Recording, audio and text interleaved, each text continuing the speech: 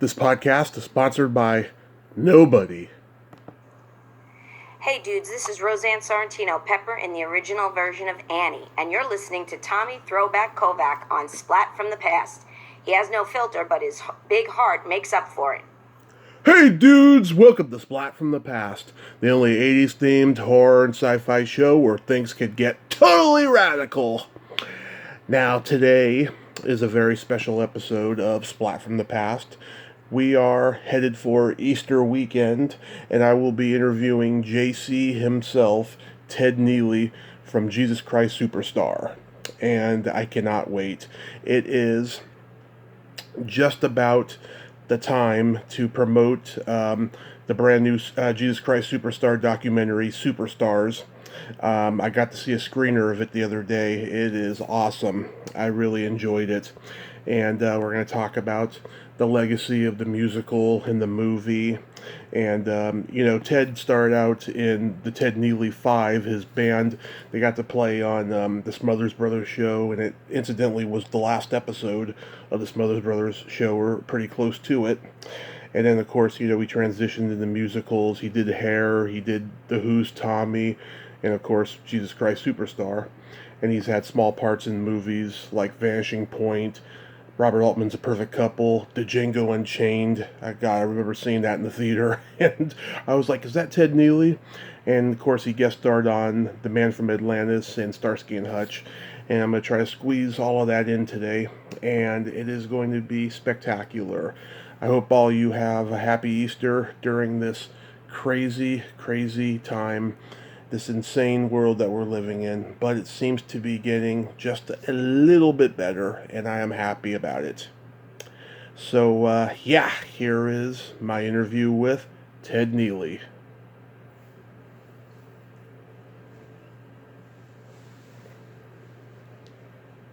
Good afternoon, Ted. Is this Tommy? Yes, it sure is. May I just say one thing that has reminded me of you all my life? Uh-huh.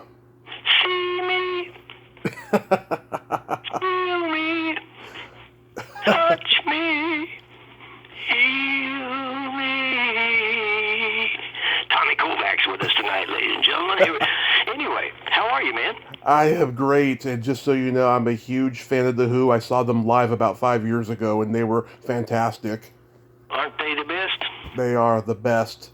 It is amazing, too. My God, they just rocked the world, I'm telling you. And I can say that because of the fact that I was a big fan as well, and still am. But I don't know if you're aware or not, but I had the great good fortune of being able to play the character of Tommy in the world premiere of the very first live theatrical performance of that rock opera. Right. And they were there helping us put it together. It was their idea for us to do it. Right. Oh, that is so amazing. This is such a great honor. Thank you for taking the time today. Oh, it's my pleasure that you're interested enough to listen to me yammer. Come on, it's great. So, let's start with the documentary Superstars. Frank Munoz, who set this interview up, directed. He sent me a screener the other day, and I thoroughly enjoyed it. You got to see it. That's great, man. Thank you. Yeah, loved it. How did this documentary come about? Well, I got to tell you, we've been doing screenings, Frank and I, for, almost 8 years now. Screenings of Superstar in movie theaters all over America. And Carl Anderson and I wanted to do it years ago before he died, darn it, but nobody seemed to be interested. Yeah. And every time I would go to the movies, I would mention it to the somebody who was running a theater, but they didn't. They said, well, it's been so many years, Ted. Well, Frank Munoz, I'm sure he hasn't told you, but he's been with Metallica now for 25 years doing the same sort of thing. Wow. And he and I have been friends since he was a kid. Anyway, so the point I'm making is he and I were trying to put together something that we wanted to give a try. And it turned out that at the moment that we first started making calls, it turned out that Metallica had a feature film that they put out. Right. And it was going to be screened at the Grauman's Chinese Theater in Hollywood. And so that happened, and Frank then met all the people at the Gorman's Chinese Theater, and he mentioned to them would they be interested in having a screening of Superstar, and some of the cast members would show up, and they went, absolutely. So the very first screening we ever did was at the Gorman's Chinese Theater in Hollywood, which blew everybody away. Right. So that's how this whole thing happened with doing screenings. It wouldn't have happened, and we've been doing them ever since, because all those theaters that we'd contacted, once they found out that the Chinese Boulevard Theater was doing it, Hollywood Chinese, they thought, well, it must be good for them. It can work for us, and we've been doing it ever since. Just absolutely incredible. Wow. You know what I like the most about the documentary is that there was no animation reenactments. I mean, it's a trend now. Everyone's doing an animation reenactment. You know, it started about 20 years ago with Robert Evans' documentary, The Kid Stays in the Picture. And it worked well for that one, but now I don't even think it's cute anymore. I think it's just gotten old hat, but I want to thank you so much for not doing that. I got to tell you, there's no way we would do that, because, you know, everybody would be comparing and saying, this is a piece of crap, you know. At least we know that up front. And what we wanted to do literally was, Frank and I wanted to write a love letter of appreciation to Norman Jewison, because if it weren't for Norman Jewison, our genius visionary director of the film, there probably never would have been a movie of Jesus Christ Superstar, because when he first heard the Brown album, when it first came out, he loved that album so much that he decided he wanted to make a film, you know. So he wrote the screenplay based on Tim Rice's lyrics of all the songs, you know. That was his story. So Norman Jewison, God bless him, and thank God he was around to make this happen. Yeah, so he was on board immediately to do the documentary? Well, no. He had nothing to do other than saying, fine, guys, do whatever you want. So Frank and I and Frank's friends that he's worked with in Metallica for years, and we have a magnificent friend named David James, who was our company photographer in Israel when we shot the film, who has so many, every photograph you see in this thing was taken by David James and his crew. Even even the film sequence. Like, for example, those interviews that you saw of Norman all that time during this, talking about putting the film together. Right.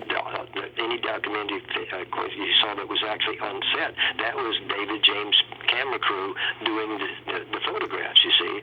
And it's David James. Every photograph in this thing is the David James photograph. And I got to tell you, there were over 30 that I had never seen before in his vault that we used for this new ones, you see.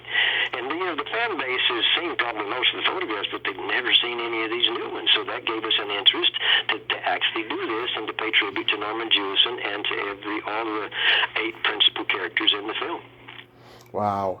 Now, the movie and the musical of Jesus Christ Superstar has had an amazing impact on the lives of many, especially you, because you've done this role for over 50 years now. What is it about the role in the musical that keeps drawing you in? I got to tell you, I've just now kind of learned the lyrics, you know. No, I'm kidding. But the bottom line here is the fact that I had the honor of being cast, and Carl and Yvonne and Barry Bob, everybody would say the same thing, that Norman Jewison chose all of us. We were all unknowns to the industry, you know. Right. That he cast all of us in this film so we could be in it. We had no idea what he was going to do. We all knew he was a brilliant filmmaker, but we didn't know. He took us to Israel because he wanted it to be authentic for the visuals, and everything you see in that film was there already historically, except for the moat where they did the King Herod song. Our company built that moat, and it was sitting on the Dead Sea. And the other thing that wasn't originally there is when they found actually the Garden of Gethsemane, the magnificent trees were all there, but the ground was just sand and rocks. So Norman sent part of his crew over, and they planted the grass so it would be ready when we got there, so we could have that beautiful green floor mat, if you will, under all those great trees. But every other thing in the film was already there historically for 2,000 years, and we were just walking on reality. Does the role ever get old for you, though? This role is probably younger than I am. for me. And I got to tell you, I've been doing it now off and on for 50 years because the original Broadway show was in 1971. Right. And then we did the first national tour, which was also in the beginning of 72, which opened world premiere at the Universal Amphitheater. And they built that theater, Universal built that theater for this production, to Superstar. Before Superstar, it was a big open field where they just had a flatbed truck and they did a Western shootout show for the people who went on the Universal tour. So they built this magnificent 5,500-seat amphitheater for this particular show. And so I've been doing it off and on since 1971. And I tell you, every time I get to go on stage, it is like the first time all over again, Tommy. Yeah. Do you ever get stage fright? Never. It is the most comfortable thing in the world, and that happens because of the show, because of the music. I've told this story many times, so if you get bored, just say, okay, I've heard enough. Is when, take, for example, if you were coming to see the show live tonight, and you walked into the theater, and whenever you they open the doors where you can actually go in and sit down, well, we're backstage, getting everything together before they open the doors, and once they give us the signal that the doors are opening now, then the band and everybody starts coming on stage gradually. Well, it's absolute silence when there's nobody coming in, but once they come in, we can hear the people. We can't hear a word they're saying, but it's like being in a football stadium and you can hear the roar of the crowd, so to speak. Well, by the time it gets ready for us to do the downbeat of the show, about 5 minutes before that, 5-minute call for us to go on stage, they start to lower the lights, the house lights of the theater. Mm-hmm. And as the lights dim and dim, the noise of the audience get quieter and quieter until there's absolute silence. And then you hear, the guitar starts the whole overture. And the instant that guitar starts playing, you can see the audience and feel the audience reacting. That energy that comes from the audience comes to us on stage, and then we do our best to return that energy to them, and it's this complete circle of spiritual energy and joy and happiness that goes on throughout the entire performance. Nothing could be better. It's magnificent. I wish you could be on stage and see what I'm talking about.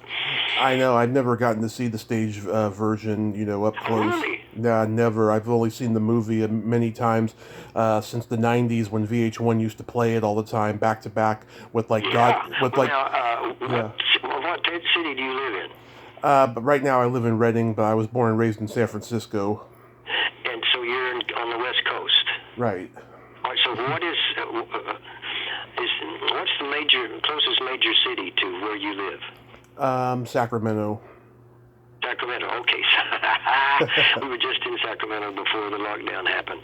So we do the screening still, Frank and I. We've been doing them now for over 8 years. Right. And as soon as this lockdown is lifted, we're going to be back out there screening again. So we will be, I'm sure, somewhere in Sacramento when we do the live screenings of the film. So please, man, you got to come and hang out with us. Wonderful. Yes, I absolutely will, because I follow you on Facebook, so I'll keep up to date with the tour dates. Yeah, that's great. Facebook, and then, of course, my website, too, has all the information of where we are and when we're going to be there and all that. So it would be great to see you and hope that you could enjoy the screening, because we have a brand-new digital print of the film. It looks like it was made yesterday. The sound, the visuals, everything is like brand new. And the audiences just love it to death. We've always done screenings with people sing-alongs, but we won't be able to do sing-alongs, at least in the beginning, because we don't know if we're carrying the pandemic, and we'll spread it by the singing and all that, but we will do the screenings, they can sit and see the film together. Right. It's great. It's a great experience. Celebration. Yeah. So going back in time, at what age did you start gravitating towards music? I'm telling you, my family had been asked that in some interviews when, my mom and dad are both long deceased, but in the early years of this experience. And you know what their response was to that question? When did he get interested in music, and when did he start singing? Yeah. My mom says the day he was born, when the doctor patted him on the rear, he went, yeah!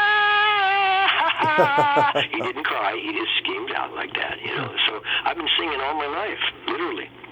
My family were singers. My dad worked in the oil fields of Texas, and every day he would come home and we'd have dinner, and after that we'd sit down in the living room and he'd get out his ukulele or his banjo and we'd sing. All of us sing. I learned to sing harmony before I learned how to count.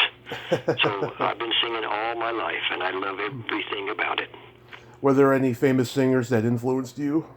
Oh, yeah, everybody. I mean, whenever I was a kid, my parents, were really into the Sinatra gang, all of that, and Dean Martin, and then along came the rock and roll thing, and they went, wow, what's this? Of course, my first inspiration of that was, Chuck Berry and Elvis Presley and Little Richard and all those guys, and I was copying them when I was a child. Our band started when we were in the 5th grade, just because we wanted to pretend to play stuff, And then by the time we were in junior high, we were playing well, I was the drummer for the band, and it was a small town, so any kind of functions that happened, we were the band that played for the functions. So I've been singing and playing all my life. So it's a natural thing. Like you get up in the morning and have breakfast. I get up in the morning and sing a little bit and have breakfast and sing some more. Yeah, you had your own band, the Teddy Neeley Five. Did you move out to Los Angeles and form that band, or did you form it in Texas? Oh no, it was the guys in my school, and we weren't called the Teddy Neeley Five. We were called the Spirals. That was the name of our band, and we didn't come up with that name. That name was put onto us by a club owner. Literally, we were because when we graduated from high school, we'd been working, nightclubs and stuff all around the whole county. Where our town wasn't big enough to have a nightclub. In fact, the county was a dry county. You had to drive 65 miles just to get a beer if you wanted one. So we played in all these other cities, but we weren't an original band. We copied everybody, and we did everything we could to sound exactly like the record that the people were loving to hear on the radio. So we were a copy band. So the point I'm making is we called ourselves the Spirals, and when we graduated from high school, our parents had all told us that we could go anywhere we wanted for the summer, but we had to come back home for the fall. We were all supposed to go to Texas University for college. And so we decided we wanted to go to California. And we literally worked our way from Ranger, Texas, which is just sort of the Dallas-Fort Worth area, all the way out to California. Every city we went through, we'd play a week in this one and 2 days in that one and blah, blah. We'd go to find a nightclub and audition, and they'd hire us for a few days. So we finally made it to California as the Spirals, and we were instantly successful because when we went out there, it was during the time of surfer music, the Beach Boys and Wipeout and all of that. Well, we were doing everybody's music, not just surfers' music, and we did a floor show as well. So we were the band, crazy bunch of guys from Texas who did everybody else's music, and we had such a wonderful following. And the name Teddy Neeley Five came because we were working in the Pussycat Go-Go in Las Vegas for a week, and I went down to fill up my water because at the drums I had a water thing sitting next to my drums, and on a break I went to the bar and said, "Can you fill up my water?" And the guy said, "Hey, Ted, have you ever been to Hawaii?" And I said, "No." He said, "Would you like to go?" I said, "Absolutely." He said, "Well, I have a club there. And I'd like very much for you guys to come over and maybe spend a couple of weeks. Would you be interested?" And we said, "Absolutely." So it worked out. He put it on his schedule, and we were able to work it in hours, and he flew us to Hawaii. And when we got over there, first thing we did from the airport was we drove by to see what the club looked like. And on the marquee of the club, it said, "Coming soon, the Teddy Neeley Five." That's what the guy put on his marquee. He didn't put the Spirals up there, okay? Yeah. So we went, well, okay, I guess that's who we are while we're here. Well, we were supposed to be in that gig for 6 weeks. We were there for 3 years in that nightclub in Waikiki Beach as the Teddy Neeley Five. So when we came out to California, that's who we were. People had heard about the Hawaii thing, and we got on Smothers Brothers show and the Dean Martin show and all that as the Teddy Neeley Five. So thank goodness my buddies were all okay for us to have that name, so. Yeah. Cool. Do you guys play like Ciro's and Ledbetters and all those places in L.A.? I'm sorry? Did you guys play like Ledbetters or Ciro's or any of those clubs? Well, no, they weren't there then, but we played Whiskey A Go-Go, and we played several clubs that no longer exist. Cheetah. Red Velvet was one that kept us there forever, and that sort of became our LA home for that summer. Yeah. And it was incredible because the people loved that we were there. Literally, we had a fan base following because we did something other than the surfer music. And it wasn't that we didn't want to; it's we didn't know any of those songs until we got out there. You see, so all the stuff that we had been doing was everything that was before the surfer songs, and they loved them. So we thought, well, we don't want to compete with the guys who are here and do it the best, so we'll just keep doing what we're doing.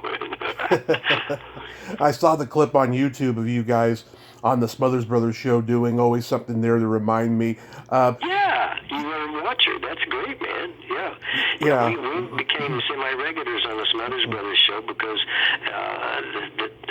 Tommy Smothers was really a big fan of what we were doing, and he used to come, no matter what club we were in, he'd bring people to see us and all that. And because of him, we were invited to play in all these classy private clubs in Beverly Hills, and we became very successful with those people. And literally, we got to where we were invited then to play in backyard parties of the stars of Hollywood because they loved this crazy band from Texas, you see. Yeah. Literally. And we, whenever we would go to these parties, it was all people. It's like we were going to a reunion of movie stars because we recognized everybody's face, from the movies we had seen, and they're celebrating with us as the band. It's incredible. And one time, let's see, we were at an actor named Anthony Francioso. Oh, yeah. Francioso, he was very successful in the 60s and 70s and all that. Right. And there was all these people, all these actors and actresses dancing and singing and saluting us and all that. And there was this beautiful oak tree that was just to the right of the stage, gigantic tree. And there was this one guy that was leaning up against the oak tree literally the whole time we were at the party, having a drink, and he'd go get a one, and he'd come back to the tree, and he was staring at the band. And it turned out that man was the president of Capitol Records. Nice. He signed us to Capitol Records and produced our first album. And we thought, well, we're on our way to stardom. Guess whose record came out the same week that our record came out on Capitol Records? Paul Revere and the Raiders? The Beatles. Oh. So they competed with us a little bit, I have to admit that. They wiped us. I mean, we had no chance on the same label. Are you kidding me? So the bottom line is it was almost, shall we say, a reminder of, be honored by the opportunities you have. Because don't ever think for 1 second there's not somebody out there to say, ton better than you are, that people are going to buy their album instead of yours, Yeah. So, Now, that clip I saw of you guys on the Smothers Brothers, wasn't that incidentally the last episode? Well, no, we were on the last episode, but we did so many of their shows, and we were on the last episode along with a gentleman who has gone south with the world, a great football player. O.J. Simpson was the star guest on the show that night, and by the time that particular evening happened, the Smothers Brothers show had been on for quite a few years, and each year they got more, shall we say, free with their humor and could go deeper into the society and all that. Yeah. And there was one sequence, just one sequence, it was maybe a 5-minute sequence that they all did this sketch that offended so many people, including the network, and they canceled the show right after that. Oh, wow. So I promise it wasn't us that made that happen. It was what O.J. and they did for this one sequence, and I thought it was hilarious, but obviously it offended somebody, so what are you going to do? Irony of irony.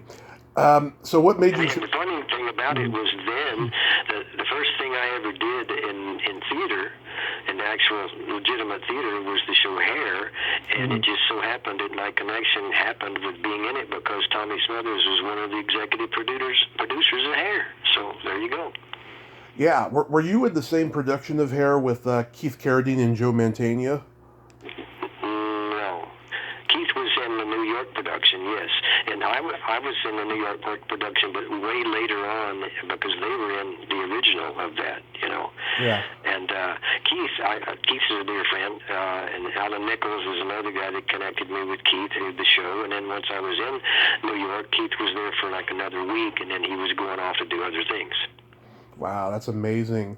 So it is, absolutely. I've met so many people because I was, well, I tell you exactly why. Because when we were in L.A. as the band, a man came to see us who was the director of hair on Broadway. He came out to California on a vacation or something, and he came to see the crazy band in Texas, and he came up and talked to me on one of our breaks. His name's Tom O'Horgan. He was the original director of the original and co-creator of the original production of Hair on Broadway. And he came up and talked to me about if I had any interest in being in hair. And I said, of course, you know. He said, because we're going to do a production out here in a year or so, and if you're around, I'd like you to be a part of it. So that's the bottom line. If we hadn't gone to L.A. on that summer vacation, so to speak, and played in all those clubs, and he hadn't come to see us, I probably never would have gotten into theater at all. yeah. I did Hair and Superstar and Tommy and Sergeant Pepper, and Tom O'Horgan directed 3 of those 4 shows. So I wouldn't have been in those 3 or the other one either if it hadn't not been for Tom O'Horgan. Yeah, wow. And There's so many things in my life, Tommy, that have happened as a result of meeting someone somewhere and one thing leading to something else. And it just, because I never had any agents or managers or any of that. It just was people would saying, hey, talk to old Neely there. He does a few things, you know. I think more people should be like that. The agents have taken over the industry, I think. Well, can I tell you a secret, literally? Because, Go like ahead. I said, I've never really had agents and managers. But after we finished making the film of Superstar, and we came back to L.A., there were agents galore. In fact, an agent came all the way to Israel to watch the shooting of the film. An agent of one of the people who originally produced the show. He came over with them, and for the New York production. Anyway, he was there, and he talked me into considering being part of their agency, which was the William Morris agency, whenever I got back to America from shooting the film. So I thought, well, yeah, I could certainly use some help. So I signed with that agency. I didn't work for almost 2 years. Wow. Because everything that people would send in that the agency felt I might be a possibility for a cast of the film, the people said, we love his work, but the world thinks he's Jesus. We don't want to have Jesus playing a gunfighter. That's the way they responded, because they just instantly responded to me as the guy that played Jesus. And I was honored with that, great, but I didn't work, you know. Yeah. And I didn't work for almost 2 years, and then I finally decided to put together another band and start doing the rounds again. And then little by little, I got back to doing what I do. It's a compliment, but it's also misguided, I feel. Well, there's no question. I couldn't be upset because they were aware of the film and loved the film enough to connect me with one particular character, and I was honored that they appreciated how the film worked out, so I couldn't complain, you know. Who else has that kind of a reputation, so to speak? And I think I'm really fortunate that I didn't go out and do the auditions, because I might have just gotten blatantly turned down, and that would have hurt my feelings, obviously. And so when I put another band together and started doing things, then people started responding, and then one thing led to something else, and here I am now, literally 50 years later, talking to Tommy on the phone. Because the Broadway show was in 1971. That was the original world premiere of the album done as a theatrical production. Yeah. Because Tim Rice and Andrew Lloyd Webber, when they wrote the album, they weren't thinking of theater or film. They were just thinking of a rock opera album. And when they came and saw our rehearsals in New York, they were blown away at what Tom O'Horgan did for a show. So, hey, one thing led to something else, and thank God for Tim Rice going into the first 4 books of the New Testament, primarily the book of John, to get the story with all of his lyrics. And then God blessed Andrew Lloyd Webber for putting those melodies, those magnificent melodies to those words, because you get carried away by the story, because Norman Jewison wrote the screenplay for the film based on the lyrics of Tim Rice, and then as you are buried in the story, these magnificent melodies come in and serenade you while you're watching the story. You go, it's incredible. And we got to be a part of that. I still can't believe it. You played a Jova singer in Vanishing Point? I'm sorry? Did you play a singer in Vanishing Point? No, I wasn't in a film called Vanishing Point or a play. No. Oh, okay, because that's one of those IMDb flubbers, I guess. But Oh yeah, they had that on there. it had that on there. Yes. Also said you were on the Man from Atlantis. Oh yeah, that one I definitely did that. Yeah. It was a great TV thing, and I've done the soundtracks. I've written music for lots of films too. But the bottom line is the only film that I have done that it really had any sort of impact other than Superstar was Quentin Tarantino's film. Right. The Django Unchained. Yeah. Yeah, he called me and asked me to do a cameo in that one. I've known Quentin since he was a young guy, and that whole thing came about because I have friends here in L.A. This was long after the film came out, but people who were doing various local promotions and commercials, the TV production companies, and whenever Jane Fonda was doing all of those exercise videos or whatever for ladies, right. And they were started to do those kinds of things. God, which one was it? It was one of Sylvester Stallone's Rocky films, yeah. And it was the one where he fought the big European blonde guy. Forgive me, I can't think of his name. I'm so sorry. I can't think of it You either. probably come to it. It was a version of one of the Rocky films. And the guy that he was fighting in one of those sequences was a well-known Russian actor who's done a lot of films since Dolph then. Lundgren. Pardon me? Dolph Lundgren. Yeah, Dolph Lundgren, you're right. Yeah. Dolph Lundgren. Well, so some friends of mine were hired to do an exercise video with Doc Lundgren being the guy doing the exercises, and they called me to come and see what kind of music ought to maybe go in with that. So I'm out on the set while they're rehearsing and getting it done, and they came up to me and said, "Hey, Ted, there's a guy on the crew. He's a young guy. He's real energetic and very positive, but he gets in people's way a lot. Could you just kind of befriend him, and when we're shooting sequence, maybe we can put a chair for both of you to sit so you can keep him quiet because he's always getting excited and interrupting." And the guy they were talking about was Quentin Tarantino. He was a young kid who was working on the crew, you see. Wow. So that's how I met Quentin. And while we did that, it took about 2.5 weeks to do that. He said, "Hey, man, why don't you come and see where I work after the screening today?" So I went to where he was working at one of those Blockbuster video stores. Yeah. And when we walked in, he said, "I have seen every movie in this store because someday I dream of being a film director." Oh, yeah. Okay, well that's because I met him when he did the thing when Quentin did. Hell, I lost the title now. Forgive me. Django Unchained. The Django Unchained. He just called me up and said, "Man, I got a little cameo thing here I'd like you to do. Would you be in it?" So I did.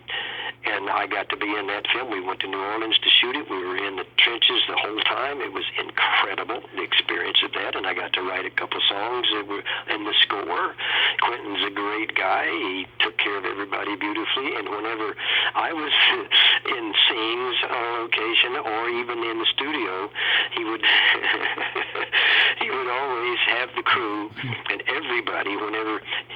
Quentin is so into music, and in the minute that he says action, it's the scene. But when he says cut, music automatically is played on gigantic speakers. Well, every time I was in a scene, the music that they played would be something from Superstar.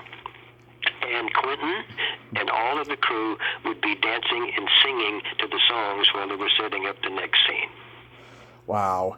Yeah, I saw the movie. So that's what I mean about one thing has led to something else to something. I mean, who knew that Quentin would be so successful as a director when I was trying to keep him quiet so he could do the shots with Dolph Lundgren? So I'm the luckiest man alive, Tommy. I know that, and I've celebrated that for 50 years plus. You're right. Yeah, I saw the movie on Christmas Day when it came out in 2012, and I was like, "Is that Ted Neely?" My God, that's incredible. I was shocked. Well, Yeah. that's the way it works. Did you also That's me. Did you also work with Robert Altman? Quentin before, I'm sure he wouldn't have thought about let's have that guy in the film. It was a friendship thing, Yeah. Did you also work with Robert Altman? Oh, hell yeah, many times. And that was because, literally, one of the times when a lot of us who were living in L.A. at the time, people from all over that had done Hair and Superstar and Tommy and Sgt. Pepper together, were all living in L.A. and doing what we could. And a lot of us were musicians. And so we decided, since we were not working constantly, we'd put all of us join together and make up a band, and we would start doing performances in nightclubs around if we could. And we called ourselves, the band was called Keeping Them Off the Streets, because literally that's what we were doing. You know, we were all on the street and nothing was happening, so that was the name of our band. So we started playing in the clubs in Hollywood again, just like my band did way back in the 60s. And we performed, and there's a nightclub at that time that was right literally next door to the Whiskey A Go-Go. Right. And they had main people play there all the time, and we were able to get them to let us play for a week in that nightclub. Bob Altman came to see the show because he saw us Keeping Them Off the Streets on the marquee. He didn't know who they were, but he came to see that because of the name. And instantly, he came backstage and said, okay, I want you guys to know I'm going to make a movie based on what you guys are doing, so get yourself ready. I'll get in contact with you when the time is right. Literally, he came up with that idea for that film from watching us perform. And I and two other guys wrote all of the music that's sung in the film and got to be performers in it as well.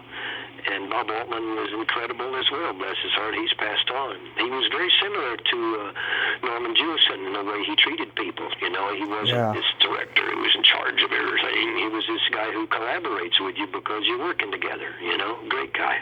Yeah, he was great. He was magnificent. Do you plan on writing a memoir, because you've got so many great stories? Well, yes, sir. And believe it or not, I've been working on it for a while.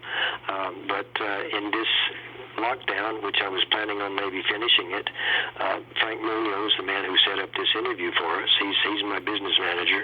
Well, he's my business partner. We call him a manager. He's not. He's been with Metallica now for 25 years, doing the same thing for them that he does with me.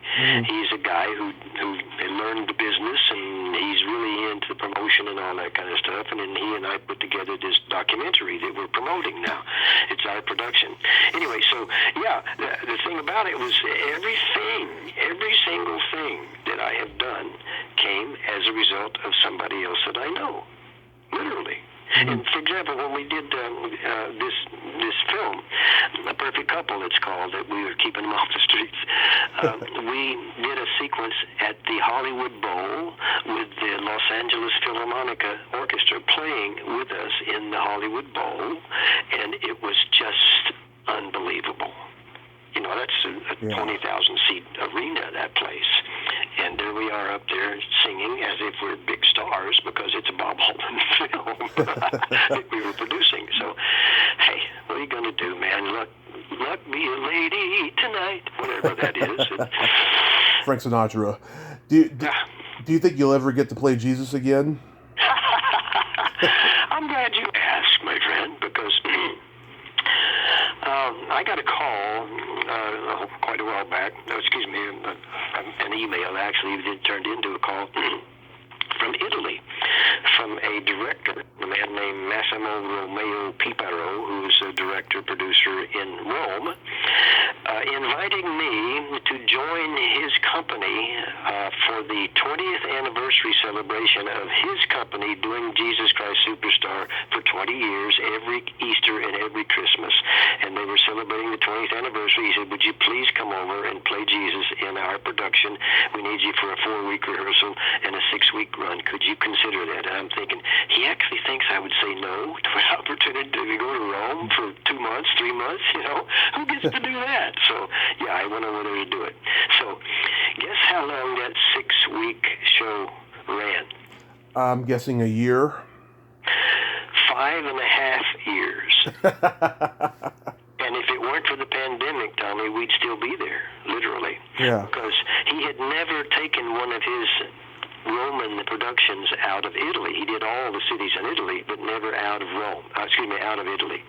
And I convinced him to go to other places. So he said, okay, I'll give it a try. And we started first in Holland, then Spain, then Germany, then, Belgium. And we were there literally for 5.5 years. And we were about to start coming in for the next season when the pandemic hit, so we weren't able to go back. And he has contacted me so many times saying, Ted, whenever this is over, I want to open the season with Superstar. I hope you'll be available. So I at least know I have that opportunity. Let's hope it maybe comes one day. Well, I hope you get the opportunity to do that, because so many people just go nuts over you playing Jesus, and I don't think anybody else can. Oh, thank you, man. I appreciate you saying that. I have never had a moment of boredom. Every time I get on that stage, it's like the first time all over again. And then in a minute we get all the way to Gethsemane. It's the first time I've ever sung Gethsemane. This music, I'm telling you, it just does magical things to anybody who's in that show on the stage. We all become family, and every night we get lifted. Our spirits are lifted because of what we're doing, and audiences everywhere come back again and again and again to see the show. In Europe alone, let's say, for instance, in Rome, there are people who have seen that production over 100 times. They keep coming back to see it again and again. And they invented a company called the Ted Neely Circle Turning, because the interviews I would do and tell them stories about how things happen with the audiences. The show starts and it's absolutely quiet in there, and then the guitar goes, and you can feel the audience response. You can feel that energy coming up on the stage, and then we do our best to throw that same energy back to them, and that circle turns throughout the whole. So they call it the Circle Turning, is their organization. And no matter where we go in Europe, any country, they come to see the show. They've come to see screenings that I've done here in America, all the way from Europe. It just... I can't believe it, honestly, Tommy. I think I'm going to wake up one day from this magnificent dream and go, boy, that was fun. As you should, Ted, as you should. So, so Superstars is available on TUBI, but is it also on Blu-ray? No. What we have right now, see, both Frank and I are amazed that we made the deadline to get this out by Easter. And we were even more amazed to find that there were screening services that were interested in doing that. So Tubi was the first company that said, yes, we'll do it. Everybody else, it wasn't that they didn't want to, it's just they were completely booked. And they also were saying to the distributor, well, we've never heard of this film production company, so we don't know if they know what they're doing or not. But this company, Tubi, took it because they were big fans of the movie Superstar, so they said, yeah, we'll take it for Easter from the 2nd to the 5th of May. And then, next thing you know, a company called Vimeo found out about it, and they said, we'll do the same thing from the 2nd to the 5th of April for Easter weekend. Well, they started streaming it last night on both companies, both streaming services. And first thing in the morning, we get a call from Vimeo company saying they want to extend it through the end of April because of the response they got last night. Okay, this afternoon, we got a call from those same people from Vimeo saying, we had such a major response, we want to now go worldwide with this particular documentary. So it's going to be screened all over the world on Vimeo now. Oh, wonderful, Ted. One day they got that kind of response. So that's what I'm talking about, the fan base that's out there, that people just don't know unless they're fans of it, So that fan base, and it's now the 4th generation fan base from 1973 when the film came out. In fact, the guy that I did the interview with just before now talking with you, he saw the film when he was like 2 years old. He didn't know that he did because his family told him about it. And he's a major fan as well. So he's a 4th generationer, you see. Because families keep passing it on to their children. Every year they watch it at Christmas and Easter. It's just absolutely amazing. It's a miracle that I had an opportunity. All of us. None of us us had ever been in a major film before. Do you know that? Right. Yeah, I mean, you guys were all pretty green, pretty young, and you guys gave it your all. Well, we were so green, they thought we were a garden. They didn't know we were human beings. You know, they didn't have a clue. We knew nothing about. I'll give you an example. When we were first in Israel, and of course we did a lot of rehearsal and stuff before Norman shot even an inch of film because we were unknown and didn't know what we were doing, and he wanted us to be there so we could get our skin to look like we might live in the desert as opposed to whiteys from America, you know. So when he finally got the costumes together, he told us, he said, okay guys, we got the costumes ready to go, and tomorrow we're going to do a costume testing with all the cast. So come prepared for a different kind of day because we're going to put you in the costumes, and then we're going to take you off with groups and just look at the costumes through the film and see how it looks and how you look as characters. Said you won't have to do anything, but just walk around with each other like you're having just a conversation. We're not going to record anything. We're just going to look at the visual costumes. Yeah. So he said, so the only thing is this, whenever I'm doing this, I'm going to do the apostles and Jesus first.